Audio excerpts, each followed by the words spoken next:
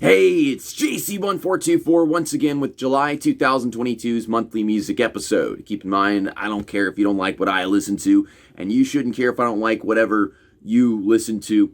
And like a week ago, I got an email from Owl City. New music coming this fall. So random, Adam. So random. At number 5 is Better Late Than Ever by Saint Asonia. More than beaten, bloody blacked out on the floor. It took time to get it right, but I'm here and it's forever. Their new EP called Introvert came out at the beginning of this month, and this song was kind of the final prelude to that. No matter how many times I listen to this song, it fails to leave a memorable impression on me. As good as their sound is, this is just recycled and repetitive material. And at number 4 is Last Man Standing by Rise Against. And I'll plant this flag, claim this land as mine, all tonight.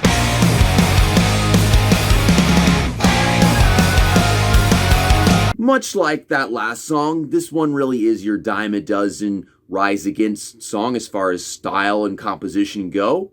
But the concept and delivery of it do save it a bit, especially the music video. Reminder that this material came from their sessions in the Blasting Room, which continues to bring a refreshing mix back to the listener.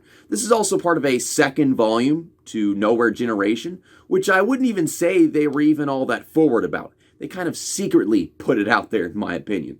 And at number 3 is Will of the People by Muse.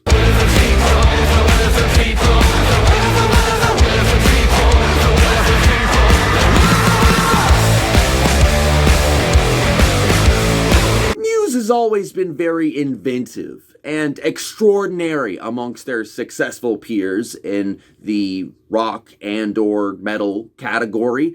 I love their signature guitar, that tinge of synth that they use, and even how smooth the EDM beat comes and goes here. But it's not like what they are diligently stringing together comes without influence. It bears an uncanny resemblance to that song by Marilyn Manson, of course, while carrying the rebellious energy of something like Green Day, or some song by the Beatles that I know. At number 2 is Patient Number 9 by Ozzy Osbourne.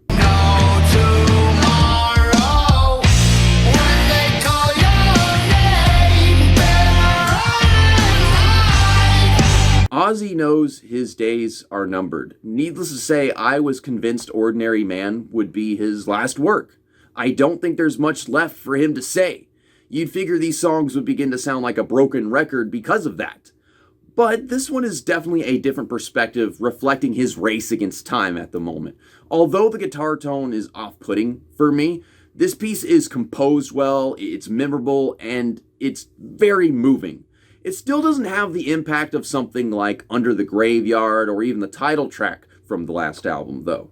And at number 1 is My World by Avoid.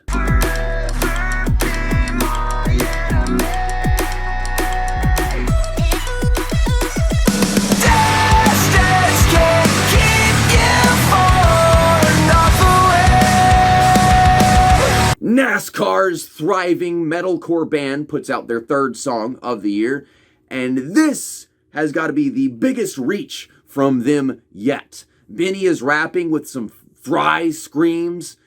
We get a hollow electronic entrance of sorts, and the bridge is some of that cool 2011 techno shit, where maybe that was cool back then, or maybe it still is now, but it definitely works, I can tell you that much. And I find it all really intriguing, to say the least.